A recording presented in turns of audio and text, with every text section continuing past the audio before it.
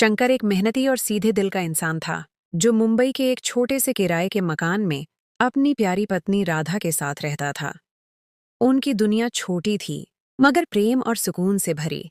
एक दिन जब वे रात का भोजन कर रहे थे, राधा ने मुस्कुराते हुए कहा, शंकर जी, हमारे घर में इतना सामान है जो अभी इस्तेमाल नहीं होता, लेकिन बाद में उसकी जरूरत पड़ जाती है। क्या हम रसोई घर के बगल में एक छोटा सा भंडार गृह बनवा सकते हैं? शंकर को अपनी राधा से बेहद प्रेम था। वह उसके चेहरे पर कभी उदासी देखना नहीं चाहता था, लेकिन उसकी जेब उस वक्त इतनी इजाजत नहीं देती थी। उसने राधा से 2 महीने का समय मांगा। इन 2 महीनों में शंकर ने दिन रात एक कर दिया, अपनी मेहनत दोगुनी कर दी, यहाँ तक कि रातों को टैक्सी भी चलाने लगा, बस इस इरादे से कि वह अपनी प्यारी राधा की इच्छा पूरी कर सके। 2 महीने बीतते ही शंकर ने इलाके के मशहूर मिस्त्री राम भाई और मजदूरों को बुला लिया, और कुछ ही दिनों में रसोई घर के साथ एक छोटा सा कमरा तैयार हो गया। राधा उसे देखकर बेहद खुश हुई। शंकर ने सोचा कि अब उसके जीवन में खुशियां वापस आ जाएंगी। बदलते व्यवहार और शंकर की चिंता। लेकिन कमरा बनने के बाद शंकर ने महसूस किया कि राधा का व्यवहार असामान्य रूप से बदल गया है। वह अब पहले जैसी हंसमुख नहीं रही थी, बल्कि काफी चिद्दी रहने लगी थी और अक्सर उसे अकेले में छिप छिप कर रोते हुए भी देखा गया। शंकर का ध्यान कभी उस कमरे की तरफ नहीं गया कि शायद यही उसकी परेशानी की वजह हो सकती है। उनकी शादी को कई साल हो गए थे, मगर कभी किसी बात पर झगड़ा नहीं हुआ था। भगवान ने उन्हें संतान की नामत नहीं दी थी, मगर न कभी शंकर ने राधा को ताना दिया और न राधा ने कभी इस बात पर अकृतज्ञता का प्रदर्शन किया। वे दोनों भगवान की दी हुई हर नामत पर खुश थे। शंकर अपनी कम तनख्वाह में भी राधा को खुश रखने की हर मुमकिन कोशिश करता था। कभी मंदिर के लिए फूल लाता, तो कभी उसे चौपाटी पर घुमाने ले जाता। लेकिन अब राधा को न सैर सपाटे का शौक था और न वह छोटी छोटी फरमाइशें करती थी। शंकर बहुत परेशान था। एक दिन शंकर ने राधा से कहा, राधा, तुम्हारी तबीयत ठीक नहीं लगती, चलो वैद्य जी को दिखा लाता हूँ। बहुत मनाने पर वह राजी हो गई। वैद्य जी ने बताया कि राधा किसी गहरी परेशानी में है। शंकर ने राधा से पूछा तो उसने कहा कि उसे कोई परेशानी नहीं है। शंकर को लगा शायद यह संतान न होने की वजह से है, लेकिन जब उसने दोबारा इलाज की बात की तो राधा ने सख्ती से मना कर दिया और कहा कि अब मुझे किसी इलाज की जरूरत नहीं है। शंकर को गुस्सा आया और उसने वजह पूछी तो राधा ने गुस्से से कहा, मेरे पास बच्चा पालने का समय नहीं है। शंकर और भी हैरान हुआ कि इस छोटे से घर में खाना बनाने और छोटी मोटी साफ सफाई के अलावा राधा को भला और क्या काम हो सकता है। उसका यह वाक्य उसे एक गहरे भ्रम में डाल गया। बढ़ती दूरियां और नया संदेह। एक रोज शंकर ने ऑफिस जाते हुए राधा से कहा, आज मैं जल्दी आ जाऊंगा और मेरे साथ मेरे कुछ मित्र गोविंद और राजू भी होंगे। तुम चाय और पकौड़ों का इंतजाम कर लेना। इस बात पर राधा का चेहरा FQ हो गया और उसने पहली बार शंकर पर ऊंची आवाज में चिल्लाकर कहा, मैं यह सब नहीं कर सकती, मैं क्यों करूं? इस बात पर उन दोनों में खूब लड़ाई हुई। यह पहली बार नहीं था कि शंकर अपने मित्रों को चाय पर बुला रहा था। पहले भी कई बार ऐसा हो चुका था और राधा हमेशा खुशी खुशी इंतजाम करती थी और खूब खातिरदारी करती थी। लेकिन आज का व्यवहार शंकर को बहुत अजीब लगा। उसे समझ नहीं आया कि राधा को उसके जल्दी आने से परेशानी थी या मित्रों के साथ आने से, या फिर चाय और पकौड़ों के इंतजाम से। बहरहाल शंकर ने उस दिन जल्दी आने का इरादा स्थगित कर दिया और मित्रों से भी माफी मांग ली। कई दिनों तक दोनों में नाराजगी रही। शंकर को समझ नहीं आ रहा था कि राधा का व्यवहार क्यों बदलता जा रहा है और वह इतना बदमिजाज क्यों हो गई है। इसी दौरान एक दिन शंकर को तेज बुखार हो गया। वह काम पर जाने के काबिल न रहा। राधा ने उसकी बहुत सेवा की, दिन रात उसके पास बैठी रही, लेकिन वह खुद भी परेशान परेशान सी लगती थी। ज्यादातर समय रसोई घर में गुजारती या फिर उसी नए बने कमरे के आसपास चक्कर लगाती। शंकर में इतनी कमजोरी थी कि वह उठकर उसकी मदद भी नहीं कर पाता था। एक दिन शंकर शौचालय जा रहा था तो उसने देखा कि राधा रसोई घर के पास बैठी रो रही है। उसे बहुत ताज्जुब हुआ। बार बार पूछने पर भी उसने कोई वजह नहीं बताई, बस कहा कि मन परेशान हो रहा है। शंकर को लगा कि वह उसकी बीमारी की वजह से परेशान है। राज की फुसफुसाहट और कमरे का रहस्य। अगले दिन शंकर गहरी नींद में सोया हुआ था कि एकदम से खांसी से उसकी आंख खुल गई। उसे कुछ फुसफुसाहटों की आवाज सुनाई दी। शंकर हैरान रह गया। उसके और राधा के अलावा घर में तो कोई था ही नहीं, तो यह फुसफुसाहटें किसकी थीं? राधा किससे बातें कर रही थी? वह बहुत परेशान था। उठकर रसोई घर की तरफ गया, लेकिन कमजोरी की वजह से ज्यादा चल नहीं सका और दोबारा बैठ गया। उसने राधा को आवाज लगाई। जब पूछा तो उसने कहा, ऐसा कुछ नहीं शंकर जी, यह आपका वहम है। इन दिनों में शंकर ने बहुत सी बार राधा को सुबह सवेरे रसोई घर के बगल में बने कमरे से बाहर निकलते देखा, लेकिन राधा ने उसे नहीं देखा था। एक दिन जब शंकर की तबीयत कुछ बेहतर हुई, तो वह रसोई घर में पानी पीने गया। वहां राधा मौजूद नहीं थी। वह उसे ढूंढने ही वाला था कि राधा उसी गोपनीय कमरे से बाहर निकली और शंकर को देखते ही घबरा गई। उसके माथे पर पसीना आ गया। शंकर को अजीब लगा, क्योंकि जब भी वह राधा को इस कमरे से निकलते देखता था तो यही सोचता था कि वह किसी काम से वहां गई होगी। लेकिन आज उसके माथे के पसीने ने शंकर को कुछ और ही सोचने पर मजबूर कर दिया था। पूछने पर राधा ने बताया कि वह वहां पुराना सामान रखने गई थी।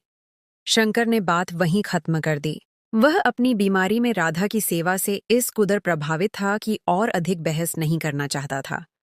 अबोधगम्य स्थिति और गुरुजी का परामर्श। कुछ दिनों बाद जब शंकर ऑफिस के लिए उठा, तब भी राधा कमरे में नहीं थी। उसने सोचा वह रसोई घर में उसके लिए नाश्ता तैयार कर रही होगी। रसोई घर गया तो वह वहां भी मौजूद नहीं थी। उसने शौचालय और घर का कोना कोना जांच लिया, लेकिन राधा कहीं नहीं थी।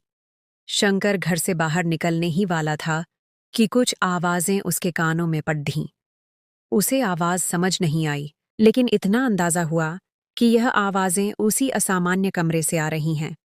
उसने दरवाजा खींचा तो वह अंदर से बंद था। शंकर अभी परेशानी में ही था कि राधा पीछे से आ खड़ी हुई।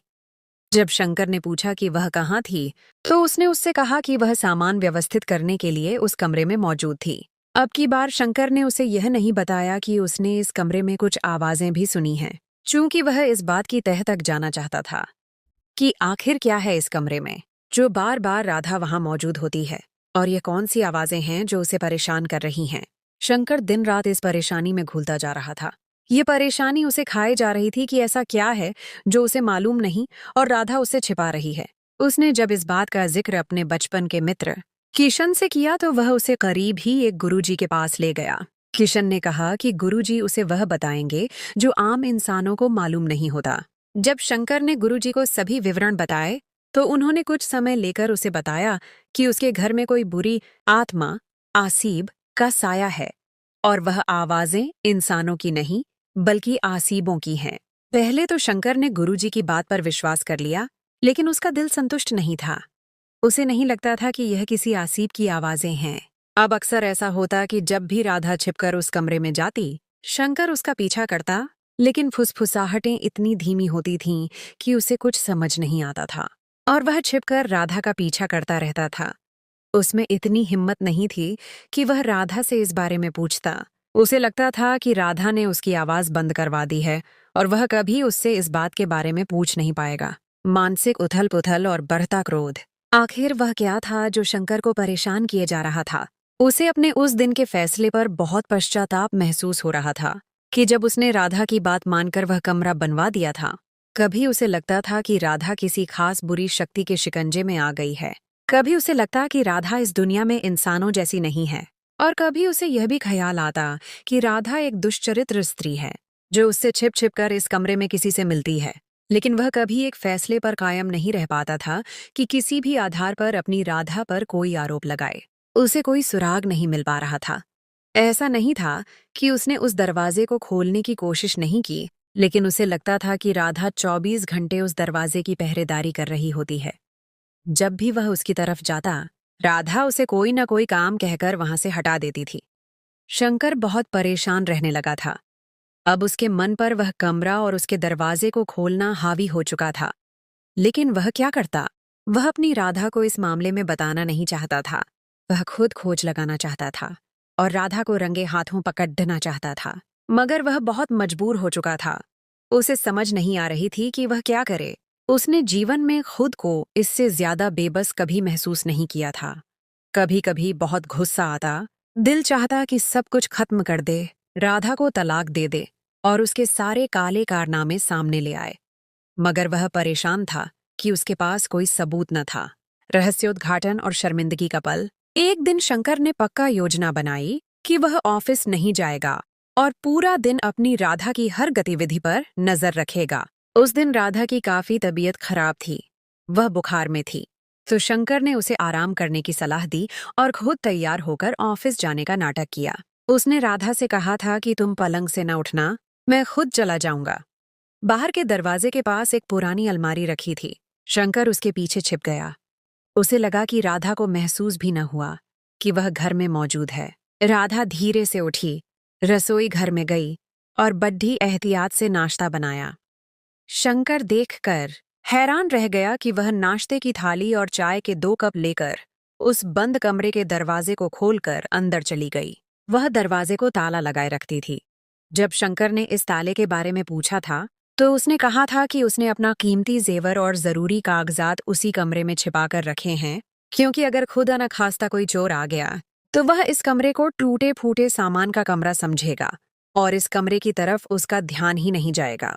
उसने कमरे का दरवाजा खोला और अंदर नाश्ता ले गई। शंकर 2 लोगों का नाश्ता और चाय के 2 कप देखकर हक्का बक्का रह गया।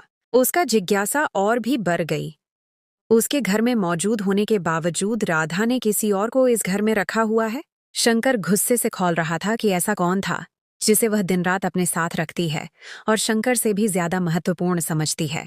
वह अंदर ही अंदर टढ़ रहा था और मान चुका था कि राधा एक दुष्चरित्र स्त्री है जिसने उसके होते हुए किसी पुरुष से संबंध रखा है। शंकर जो इतने अरसे से यह समझता रहा था कि राधा या तो किसी आसीब के साये में है या कोई और मामला, अब उसे अपनी राधा से घृणा होना शुरू हो गई थी। उसके पैर कांपना शुरू हो गए थे।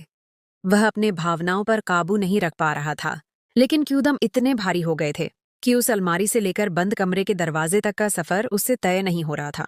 लगता था कि पैरों के नीचे से जमीन निकल गई है और किसी ने सर से आसमान भी छीन लिया है। वह अपने आप को इस भरी दुनिया में बेबस और लाचार आदमी समझने लगा था।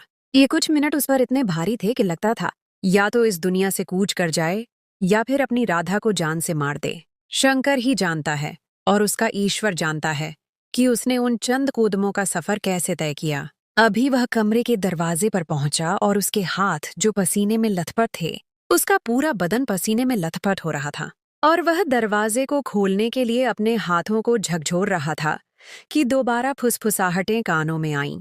वह अपने होश में न रहा।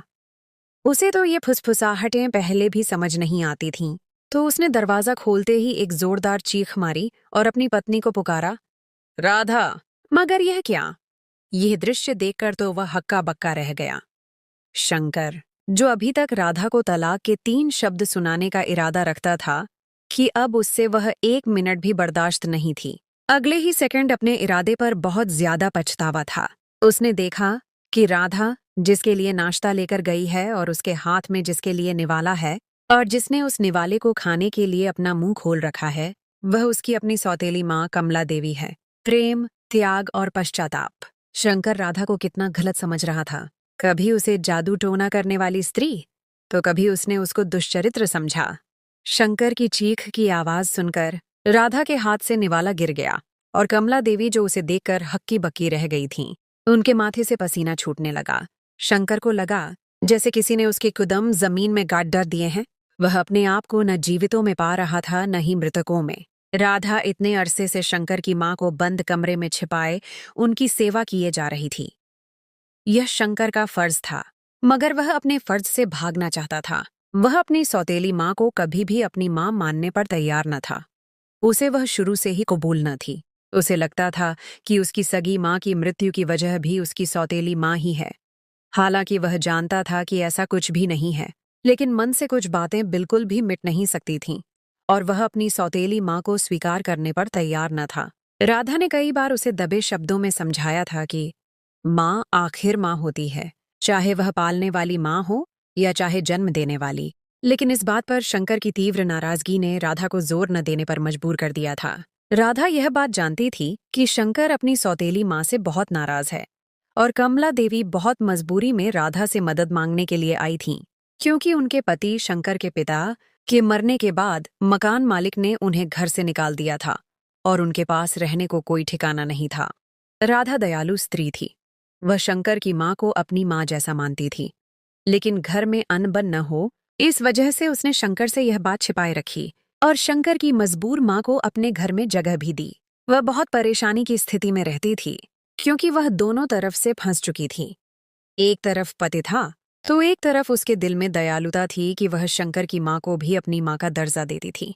राधा का इतना बड्ढा मन देखकर शंकर शर्म से पानी पानी हो गया। उसने राधा को और अपनी सौतेली माँ को अपने बिस्तर पर बिठाकर नाश्ता करवाया और सभी घटनाएं सुनकर वह इतना रोया कि राधा और उसकी माँ के चुप करवाने पर भी उसकी हिचकियां नहीं रुक रही थीं। उसे लग रहा था कि कोई आए और उसके हाथ काट दे। उसे लग रहा था कि वह एक चोर है। ऐसा लगता था कि उसने किसी के हक पर डाका डाला है।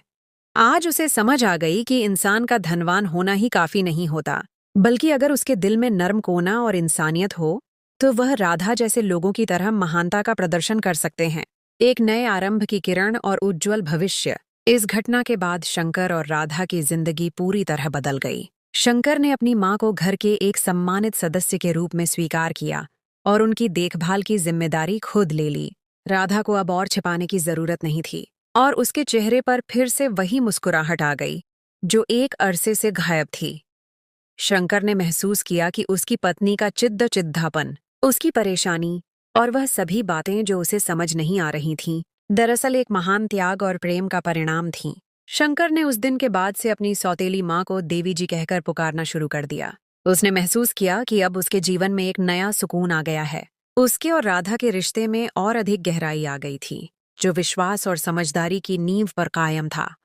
इस कहानी ने उन्हें सिखाया कि कभी-कभी जो चीजें हमें परेशान करती हैं, वह दरअसल किसी गहरे राज या किसी महान पुण्य का आवरण हो सकती हैं, और प्रेम, धैर्य और सच्चाई के साथ हर मुश्किल का सामना किया जा सकता है।